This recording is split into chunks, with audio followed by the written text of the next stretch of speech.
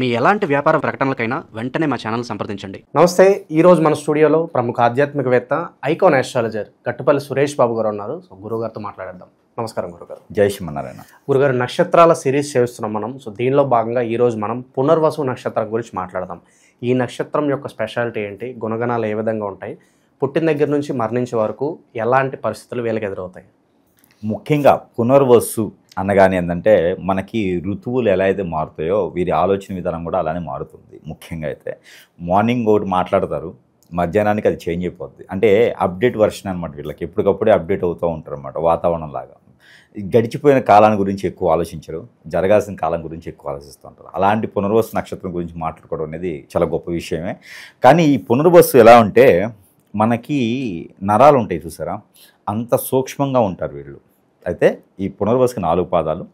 ఈ పునర్వసుకి 1, 2, 3 పాదాలు వచ్చేసి మిథున రాశిలో ఉంటాయి. ఒక 4వ పాదం వచ్చేసి కర్కాటక రాశిలో ఉంటుంది. ఈ పునర్వసు నక్షత్రానికి ముఖ్యంగా అధిపతి ఉంటుందన్నమాట. అధిపతి నక్షత్ర అధిపతే అతిథి అనమాట.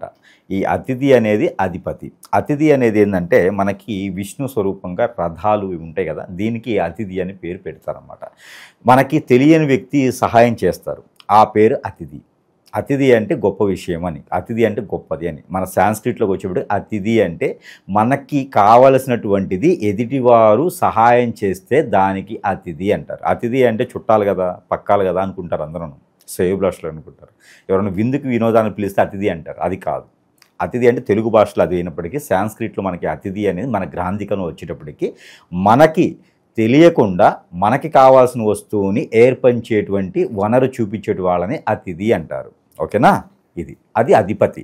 అంటే నక్షత్రాధిపతి అతిథి అయినప్పుడు వీరు కూడా అలానే ఉంటారు కదా, కావచ్చు. ఎలా ఉంటారంటే మిథున రాశిలో ఉన్నవారు 3 పాదాలు ఉంటాయి, కర్కాటక రాశిలో 1 పాదం ఉంటుంది. వీరందరూ కూడా ఒకటే స్వభావాన్ని చెందైతే కొంతమేర కనపడరు.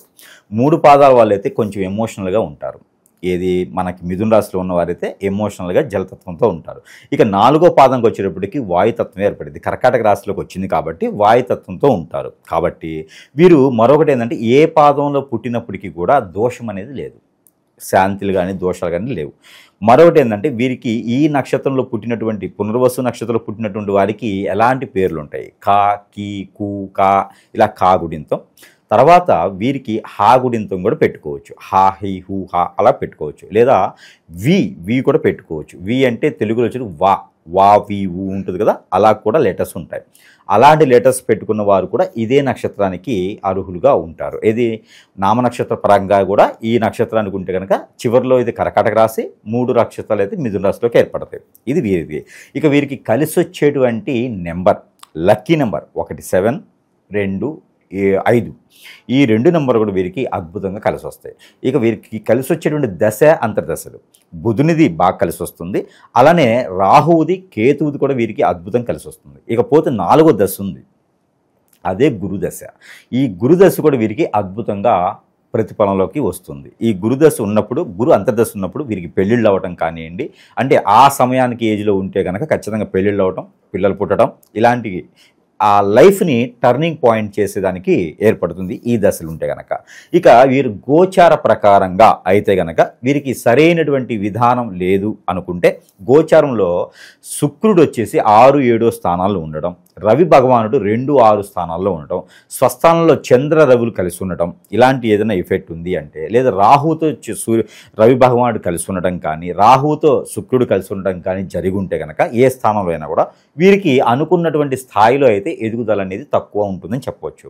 అలానే 4, 6, 9లో గురువు, 2, 3, 6లో బుధుడు, అలానే 2, 1, 4 స్థానంలో రవి ఇలా కలిసి ఉన్నట్టయితే కనుక ఏ గ్రహాలు కూడా అనుకూలత లేకపోయినా ఈ గ్రహాలతో కొనసాగించేటువంటి విధానం అయితే ఏర్పడుతుంది. వీరికి ఆయుష్ కూడా కొంచెం ఎక్కువగానే ఉంటుంది అని చెప్పవచ్చు. ఎందుకంటే వీరికి ఏదైతే ఈ పునర్వసు నక్షత్రం అనగానే, పునర్వసు అంటేనే అది మనకి బాణంతో సమానం అన్నమాట. పునర్వసు అంటే మనకి చూడటానికి ఎలా ఉంటుంది నక్షత్రం అంటే, బాణం వేసే ఎలా సింబల్ అయితే ఉంటుందో ఆ బాణానికి అనుగుణంగా ఉంటుంది. కాబట్టి ఆ సింబల్తో ఉన్నవారు ఏదే నక్షత్రమైనా సరే ఆయుష్ అనేది ఎక్కువ కాలం ఉంటుంది వారికి. కాబట్టి ఆ మనిషి రూపుతో ఉండేటువంటి బాణంతో కూడినటువంటి అవతార పురుషంగా ఉంటుంది మాత్రం ఇది విష్ణుమూర్తి స్వరూపంగా ఉంటుంది ఈ యొక్క నక్షత్రం. ఏది పునర్వసు నక్షత్రం. ఇది నక్షత్రానికి సరిపడా వివరాలు. అయితే ఈ నక్షత్రం కల్లా వారు ఎలా ఉంటారు అనే దాని గురించి అయితే కనుక ఈ నక్షత్రం కలవారు మొండివారు, మూర్ఖులు, అమాయకులుగా, అలానే చైతన్యంగా ఉంటారు. వీరు ఎంత మాట్లాడినప్పటికీ కూడా ఎదుటి వ్యక్తితో ఎంతవరకు వీరికి కావాలో అదే తీసుకుని వెళ్ళిపోతారు. ఇప్పుడు ఒక స్కూల్కి ఉంటుంది, కాలేజీ ఉంటుంది, ఎన్నో రకాల పాఠాలు చెప్తారు. వీరికి ఏదైతే స్టఫ్ కావాలో అంతవరకే తీసుకుని వెళ్ళిపోతారు. వీరు ఏదైతే తినాలనుకుంటారో అంతవరకు తీసుకుని వెళ్ళిపోతారు. ఎదుటి వాళ్ళతో వీరికి సంబంధం ఉండదు. వీరు ఎదుటి వాళ్ళకి ఎక్స్ప్రెస్ అవ్వరు. అది వీరి లక్షణం. వీరు రూపాయి ఇవ్వరు, ఎదుటి వాళ్ళ దగ్గర తీసుకోరు. అవసరమైతే సహాయం చేస్తారు. ఇప్పుడు 10 రూపాయలు వీరిని అడిగారనుకోండి, ఎవరైనా అవసరమైతే 2 రూపాయలు 3 రూపాయలు ఇచ్చేస్తారు. అవి ఇంక అడగరు. వీరి తెలివితేటలు ఏంటి అంటే, ఇప్పుడు 10 రూపాయలు ఇస్తాం, అడిగారని చెప్పి 10 రూపాయలు ఇస్తాం, కానీ వాడిని డబ్బులు అడగాలి. మళ్ళీ డబ్బులు అడిగితే శత్రువు అవుతాడు. వీరి ఆలోచన విధానం ఇలా ఉంటుంది. డబ్బులు అడిగితే శత్రువు అవుతాడు. వాడి దగ్గర డబ్బులు ఉంచుకొని ఇవ్వలేకపోతే నేను వాడిని తప్పుడు అర్థం చేసుకుంటా. ఒకవేళ నేను డబ్బులు అడిగి ఇద్దరి మధ్యన కోట్లాడైతే మంచి ఫ్రెండ్షిప్ చెడిపోద్ది. ఈ రకంగా ఆలోచిస్తారు వాళ్ళు. అందుకని చెప్పి వాడు ఏం చేస్తారంటే, ఇదిగో నా దగ్గర లేదని చెప్పకుండా ఇది రూపాయి ఉంది, 2 రూపాయలు ఉంది ఇచ్చేస్తారు. దాంతో ఫ్రెండ్షిప్ చెడిపోదు. దాంతో వాళ్ళు డబ్బులు అడిగే పని లేదు. అందుకని చెప్పేసి ఇంకోటి ఏంది, ఆల్రెడీ తీసుకున్నారు కదా, ఇంకోటి అడగ డబ్బులు. ఇక్కడ అన్ని రకాల, ఒక్క మనిషి ఒక విషయంలో ఎన్ని రకాలు ఆలోచిస్తారో చూసారా, అన్ని రకాలు ఆలోచిస్తారన్నమాట. ఇప్పుడు ఎక్కడైనా సరే, ఎవరైనా సరే ఒక కారు కొందాం కానీ, ఇల్లు కొందాం కానీ అనుకున్నారనుకోండి, వీళ్ళు ఏం చేస్తారంటే ఎక్కడో మారుమూల ప్రాంతం పల్లెటూరులకు పోయేసి అదే రేట్ పెట్టి కొంటారు. ఎక్కడ సిటీలో ఒక 1 కోటి రూపాయలు ఉందంటే ఆ 1 కోటి రూపాయలు తీసుకెళ్ళి ఇక్కడ వచ్చే స్థలానికన్నా ఎక్కువ కొంటారు. కొనడం ద్వారా దానికి ఏమవుతుంది, ఫ్యూచర్లో రేట్లు పెరుగుతాయి. అదొకటి.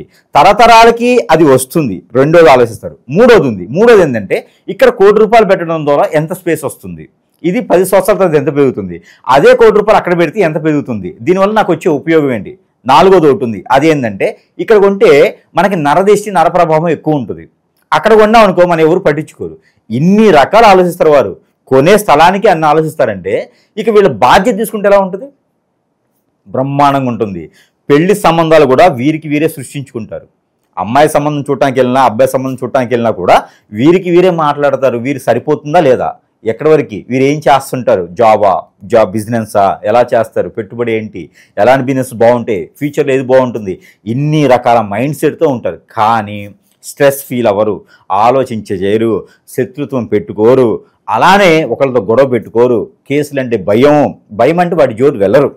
కానీ ప్రతి ఇంట్లో ఇలాంటి వారు ఒకరు ఉంటే, పునర్వసు నక్షత్రం ఉన్న వారి ఇంట్లో ఉంటే కనుక ఖచ్చితంగా వారి ఇంట్లో భయపడే అవసరం లేదు. ఒంటరిగానే వదిలేయచ్చు వీళ్ళని.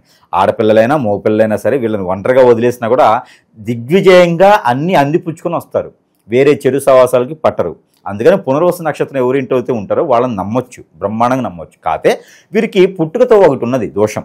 అదేంటంటే మ్యాక్సిమం 75% వరకు దోషాలు ఉంటాయి వీరికి. ఎలాంటిదంటే కాలసర్ప దోషం, నాగదోషంతో వీరు పుట్టేదానికైతే కనపడుతుంది.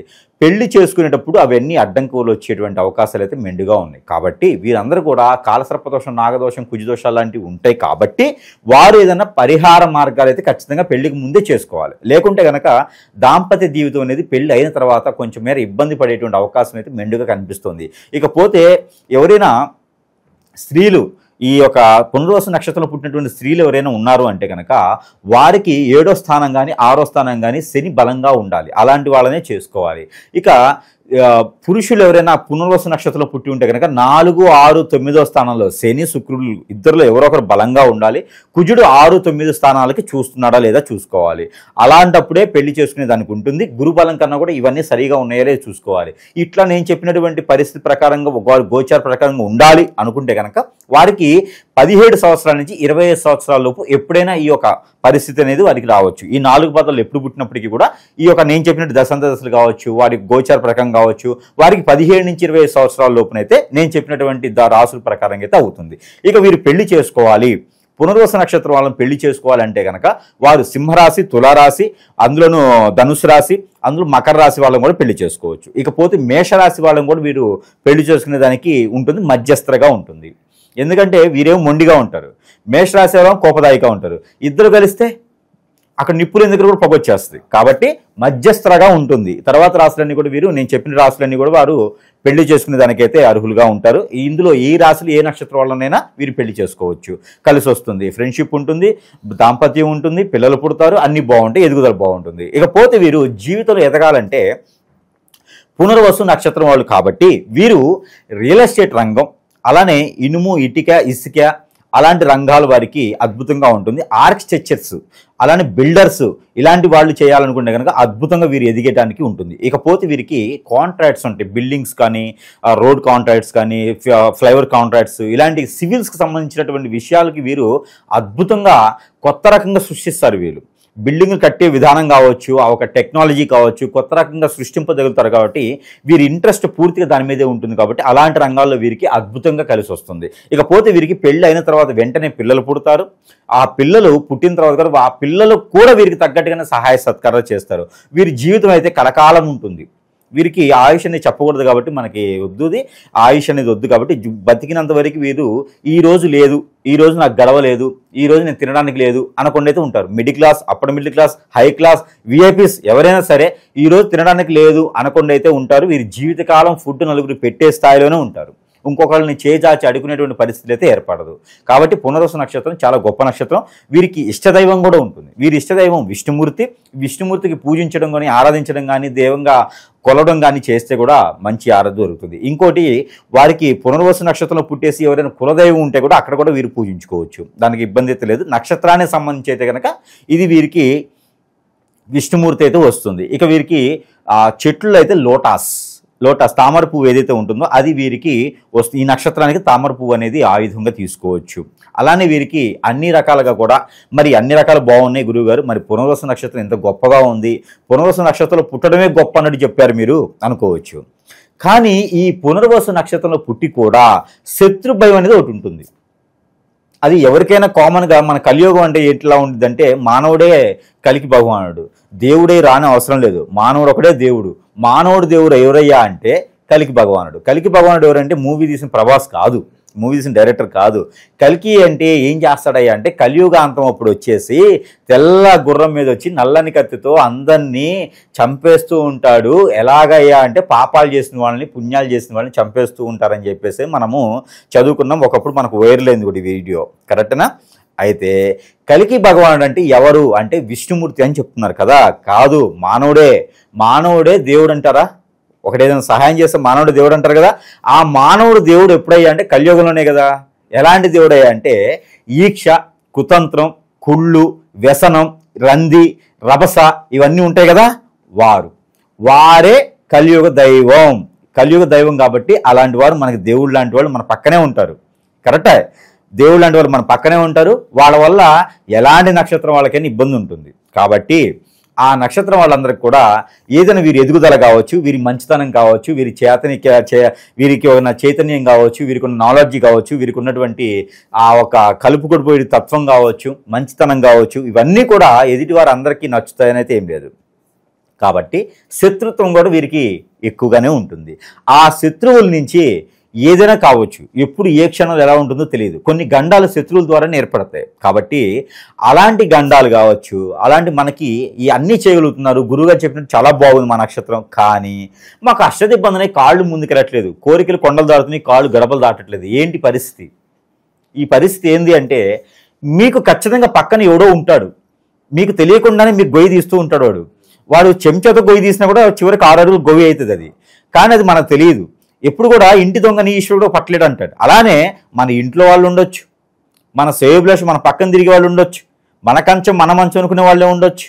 కాబట్టి ఎవరిని నమ్మేటువంటి పరిస్థితి లేదు. కాబట్టి వారికి కూడా ఏదైనా చెడు జరిగి ఉండొచ్చు. నక్షత్ర ప్రకారంగా బాగుంది, కానీ అలా జరగట్లేదంటే చెడు జరిగి ఉండొచ్చు. కానీ అది సమీప దూరంలో ఏదైనా గురువుగారు ఉంటే సంప్రదిస్తేనే మనకి ఏం జరుగుతుందని తెలుస్తుంది. జాతక ప్రకారంగా రాశి బాగుంది, నక్షత్రం బాగుంది, మంచి భార్య వచ్చింది, మంచి భర్త వచ్చింది, పిల్లలు ఉన్నారు, అదృష్టం బాగుంది, కానీ ఎదగలేకపోతున్నాం, కానీ ఆరోగ్య సమస్య. ఇవన్నీ ఎందుకు వస్తాయి? శత్రుభయం. ఈ మధ్యన కొన్ని చూసినట్టయితే ఒక్కొక్క వ్యక్తి హాస్పిటల్కి వెళ్తారు, నక్షత్రాన్ని గురించి ఓకే, హాస్పిటల్కి వెళ్తారు. కామన్గా హాస్పిటల్కి వెళ్ళి టెస్ట్ చేయించుకుంటారు. టెస్ట్ చేయించుకోగానే టెస్ట్లో ఏం రాదు, కానీ ఆరోగ్య సమస్య ఉంటుంది. అది ఎలా? ఇవన్నీ కూడా ఏంటంటే మనకి ఎదిగేటువంటి జీవితంలో ఆందోళన తెప్పించడానికి మనం అంటూ పడని వాళ్ళు, మనం అంటే ఇష్టం ఉన్న వాళ్ళే చేపిస్తారు. అది చెడు క్రియలు ఏమైనా చేయించవచ్చు. హిప్నాటిజం, బ్లాక్ మ్యాజిక్, వశీకరణం, చేతబడి అన్నీ అష్టదిబ్బందం చేసేటువంటి విద్యలు 1,00,000 ఉన్నాయి. ఎవరికి నచ్చిన విధిలో వాళ్ళు చేస్తారు. కాబట్టి ఆ విద్యలు చేసిన తర్వాత వారేమో కానీ చేయించబడ్డాం కాబట్టి మనం ఖచ్చితంగా అనుభవించాల్సి వస్తుంది. అవన్నీ కూడా పటాపంచలు అయితేనే జాతకం కానీ నక్షత్రం కానీ వాటి యొక్క పర్యాంశం కూడా బాగుపడేదానికి ఆస్కారం ఉంటుంది. విదేశాల్లో ప్రయాణం చేసి విదేశాల్లో సెటిల్ అయ్యేసి రాజుగా బతికేదానికి ఆస్కారం ఉంటుంది. కానీ చిన్న చిన్న ప్రయోగాల వల్ల చాలామంది జీవితాలు నాశనమైపోతున్నాయి. అబ్బాయిలకు అమ్మాయిలు కాకుండా పోతున్నారు. జీవితంలో భార్యని ఏలుకోలేకపోతున్నారు, భర్తను ఏలుకోలేకపోతున్నారు, పిల్లలు సరిగా మాట వినట్లేదు, ఆర్థికపరమైనటువంటి ఇబ్బందులు చాలా ఉన్నాయి. సగం జీవితం వీటికే పోతుంది. సగం జీవితం నిద్రకపోతే సగం జీవితం ఇలాంటి చేతబడులకి వీటికే బలైపోతున్నాం. కానీ మిగిలిపోయింది 10-15 జీవితం అయితే సుఖంగా ఉండాలని చెప్పి కోరుకుంటా ఉన్నా. కాబట్టి అలాంటిది ఏమైనా అయితే కనుక అది గురువు గారి వల్లే సాధ్యం. కాబట్టి ఎక్కడైనా సరైన గురువుని ఎంచుకోండి. దొంగ గురువులు చాలామంది అయిపోయినారు. సరైన గురువు ఎంచుకొని మీరు మార్గాలు చూపించుకుంటే ఆ విధంగా అయితే ముందుకు వెళ్ళొచ్చు. ఇక విశేషంగా గురుగారు ఎలాంటి పరిహారాలు వీళ్ళకి సూట్ అవుతాయి అంటారు? ఒక పలానా నక్షత్రానికి కొన్ని శక్తివంతమైన ఆలయాలు ఉంటాయి. సో ఆలయాలు కావచ్చు, లైఫ్ లాంగ్ రెమెడీస్ ఏం చెప్తారు ఈ నక్షత్రం? ఖచ్చితంగా రెమెడీస్ కన్నా కూడా ఒక్కొక్కసారి మనం ఎందుకంటే బాధేస్తుండిద్ది అనమాట. ఒక్కొక్క నక్షత్రం వాళ్ళ గురించి చూస్తూ ఉన్నప్పుడు హిస్టరీస్ చాలా గొప్పగా ఉంటారు. అంటే మనకి ఇప్పుడు ఎంతోమంది సాధించిన వాళ్ళందరూ హిస్టరీ చదువుకుతూ ఉంటే అరే ఈ నక్షత్రం వాళ్ళు ఇలా ఉన్నారు, మనం ఏమైపోతున్నాం అనే టైప్లో ఉంటుంది. ఏమైపోతుందంటే మనం మానవులనే దేవుళ్ళు మీద ఉండేసి వీళ్ళే దేవుళ్ళుగా మనం కొలుచుకుంటాం కాబట్టి వారు చేసిన క్రియల వల్ల, అలాంటి క్రియల వల్ల పటాపంచలేయడానికైతే, గ్రహాలన్నీ సానుకూలంగా ఉండటానికైతే, ఇలాంటి చెడు ప్రయోగాలు అన్నీ పోయేదానికైతే మన దగ్గర మంత్రోచ్చారణ చేసి కొన్ని వస్తువులు అయితే మన దగ్గర సిద్ధంగా ఉన్నాయి. అవేంటంటే కనుక ఒకటి ఇది మనకి ఆరావళి కాటుక అని ఉంటుంది. మనం కలకత్తా ఏరియాలో కొండల్లో దొరికేటువంటి మూలికలతో తీసుకొచ్చిన భస్మం చేసినటువంటి కాటుక. ఈ ఆరావళి కాటుక ధరించుకోవడం వల్ల ఒక మేర హిప్నాటిజం, బ్లాక్ మ్యాజిక్, వశీకరణం లాంటివి తొలుగుతాయి. అలానే మనకి మగవాళ్ళు ఎలా పెట్టుకోవాలనుకుంటే తల మీద కానీ అరికాల్లో కానీ పెట్టుకోవచ్చు. ఈ కాటుక ద్వారా మంచి జరుగుతుంది. తర్వాత వీరికి అత్తరు, ఇది సెంటు మంత్రోచ్చారణ చేసే ఉంటుంది. ఈ సెంటు మన దగ్గర లభ్యపడుతుంది. కాబట్టి ఈ సెంటుని ఎవరి వద్దకైనా పంపించేదానికి సిద్ధంగా ఉన్నాము, వారి వద్దకే చేరుస్తాం. ఇది అయితే ఈ సెంట్ అనేది అప్లై చేసుకోవడం వల్ల బయటకు వెళ్ళేటప్పుడు బట్టలకు రాసుకొని వెళ్తే కనుక ఈ సెంట్ ద్వారా మనకి ఈ నక్షత్రం వల్ల కూడా అందరూ వాడుకోవచ్చు. పునర్వసు నక్షత్రం ప్రత్యేకంగా వాడుకోవచ్చు. వారికి ఉన్న సమస్యను బట్టి మంత్రం చేస్తాం. ఈ సెంట్ రాసుకోవడం వల్ల ఇక మీదట మన మీద చెడు ప్రయోగం రాకుండా డబ్బు ఆదాయ వనరులు సృష్టింపదగ్గరికి పనిచేస్తుంది. ఇకపోతే పిల్లలు ఉంటారు. ఈ పునర్వసు నక్షత్రంలో పిల్లలుగా ఉంటారు. 16 సంవత్సరాల్లో పిల్లలు ఉంటారు. వారికి బాలరిష్ట రోగాలు కానీ, నొప్పులు, బాధ కానీ, ఎదుగుదలగా లేకుండా, మైండ్ పనిచేయకుండా, జ్ఞాపక శక్తి లేకుండా, మూకతో ఉండేటువంటి అంగవైకల్యంతో ఉండే వారందరికీ కూడా ఈ యొక్క తాబీజ్ ఉంటుంది కూడా మనం తయారు చేసి మంత్రోచ్చారణ చేసి తాబీజ్ చేస్తాం. ఈ తాబీజ్ వారు కట్టుకుంటే కనుక అరికాలకైనా, తల్లో అయినా, మెల్లో అయినా కట్టుకోవచ్చు. ఇది కట్టుకుంటే కనుక వారికి అన్ని రకాల ఇబ్బందులు అనేది తొలగుతూ ఉంటాయి అన్నమాట. ఇక ఇంట్లో కూడా అన్ని రకాల నెగిటివిటీ చేసేటువంటి ప్రయోగం ఉంది. మంచి ఇల్లు కట్టుకున్నా అరే వీడు ఎదుగుతున్నారా, ఇంట్లోనే మనం చేసేయాలి, ఇంట్లో అందరూ ఎక్కడక్కడ కట్టుదిట్టం చేసేస్తే కనుక చెట్టుకోలు కొట్టుకోలు అవుతారు, మన కళ్ళు సుఖంగా ప్రశాంతంగా ఉంటాయి అనుకునే వాళ్ళు చాలామంది ఉంటారు. వాళ్ళందరికీ కూడా ఇది గుగ్గిల భస్మం అన్నమాట. ఇది సాంబ్రాణి, గుగ్గిలం అన్నీ కలిపి భస్మం ఉంటుంది, మంత్రోచ్చారణ చేసి ఉంటుంది. ఈ భస్మం అనేది వారందరూ కూడా ఇంట్లో ధూపం వేసుకోవడం వల్ల అన్ని రకాల ప్రయోగాలు కానీ, అన్ని రకాల చెడు శక్తులు కానీ వెళ్ళిపోతాయి. దీనితో పాటు ఇది ముడుపు, ఇది ఆ అష్టదిబ్బందన అంతా ముడుపు అనమాట. ఈ ముడుపుని వాటర్లో వేసి కాచుకొని ఆ కాచినటువంటి వాటర్తో మనం స్నానం చేయడం ద్వారా మనకున్నటువంటి నెగిటివిటీ, నరదిష్టి, నరప్రభావం, శత్రుపేడ, శత్రుబాధ అన్ని రకాలు కూడా పటాపంచలేకపోతుంది. కాబట్టి ఇది కూడా మనం వారి వద్దకి చేరుస్తున్నాం. ఇకపోతే భార్యాభర్తల్లో ఎంత చేసినా కూడా భార్యాభర్తల్లో అన్యోన్యత లేదు, భార్యాభర్తల్లో ఏదో ఒక లోపం ఉంటుంది, భార్యాభర్తల్లో ఒక ఇమ్మడిగా చేసినట్టు లేదు, మధ్యలో మూడో వ్యక్తి రావడం కానీ, కోర్టు దగ్గరకు వెళ్ళటం కానీ ఇలాంటివి కూడా ఇది బాగా పనిచేస్తుంది. ప్రేమ, అనురాగ, ఆప్యాయతలకి పిల్లలకి పెద్దలకు బాగుంటుంది. ఇది వైజయంతి మాల, ఇది మన వద్ద లభ్యపడుతుంది. కాబట్టి సరసమైన ధరల్లోనే మన ప్రేక్షకులకి అయితే చేరుస్తున్నాము. ఇవన్నీ కూడా మంత్రోచ్చారణ చేసి ఉంటుంది. ఇకపోతే అందరికీ తెలిసిందే మనకి కియామాల మన దగ్గర ప్రత్యేకించి ఏంటంటే రాగి తీగలుతాం. ఈ రాగి తీగలటం వల్ల రవి భగవానుడి యొక్క అశుభదృష్టి పోయి శుభదృష్టి మొలుచుకునే దానికి, శని భగవాన్ యొక్క శుభదృష్టి ఉండేదానికి, అన్ని రకాల గ్రహాలు కూడా సానుకూలంగా ఉండేదానికి రాగి తీగలటువంటి కియామాల ఇది దిష్టి దోషాలు అన్నీ పోయేసి ప్రశాంతమైనటువంటి జీవితాన్ని గడిపేదానికి, చెడు ఉన్నవాళ్ళు మన దగ్గర రాకుండా ఉండేదానికి ఇది. ఇకపోతే స్ఫటిక అందరికీ తెలిసిందే ఇది స్ఫటికమాల. ఈ స్ఫటికమాల ధరించడంతో కూడా మనకి స్ట్రెస్ ఫీల్ అనేది ఉండదు, పిల్లల్లోని జ్ఞాపక శక్తి పెరుగుతుంది, ఎవరితో ఎలా ఉండాలని నాగరికత పెరుగుతుంది, సనాతన ధర్మంలో విషయాలను తెలుసుకుంటారు, అంతా కూడా బాగుంటుంది స్ఫటికమాల. అలానే మనకి తులసిమాల.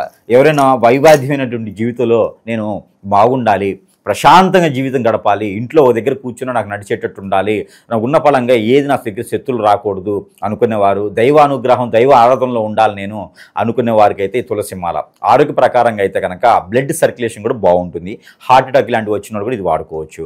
అలానే వీటన్నిటితో పాటు మనకి మరి ఇంటికి కూడా కావాలి కదా, ఇంటికి కూడా కావాలన్నప్పుడు మనకి ఇప్పుడు గుర్రపు నాడ, ఏదైనా చేతబడి కానీ ఇంటికి ఏదైనా చెడు ప్రయోగాలున్నా, ఆత్మలున్నా, భూతాలున్నా, దెయ్యాలున్నా వాటన్నిటికీ పటాపంచలు చేసేదానికి ఈ గుర్రపు నాడని మనం మంత్రం చేసిస్తాము. ఇక బిజినెస్ విషయంలో వ్యాపార సంస్థల్లో కూడా పెట్టుకునే దానికైతే ఇది మాయాజల్. ఇది మన కాశ్మీర్ లాంటి ఏరియాలో అయితే కూడా తక్కువ దొరుకుతున్నాయి ఇప్పుడు.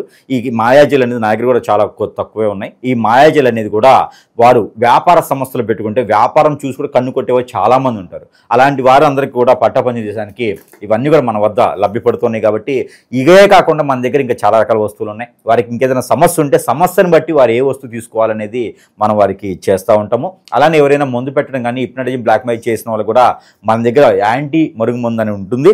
యాంటీ మరుగుమందు అంటే మందు పెట్టిన వాళ్ళు ఇబ్బంది పడుతూ ఉంటారు, అలాంటి వాళ్ళు కూడా మన దగ్గర సజెషన్ దొరుకుతుంది. అట్లానే వీటి అన్నిటితో పాటు ఈ యొక్క పునర్వసు నక్షత్రానికి దైవానుగ్రహం కూడా ఖచ్చితంగా కావాలి. ఇకపోతే వీరికి విష్ణుమూర్తి, దైవానుగ్రహం అంటే విష్ణుమూర్తి, ఏ అవతారంతో ఉన్నటువంటి విష్ణుమూర్తికైనా ఆరాధించవచ్చు.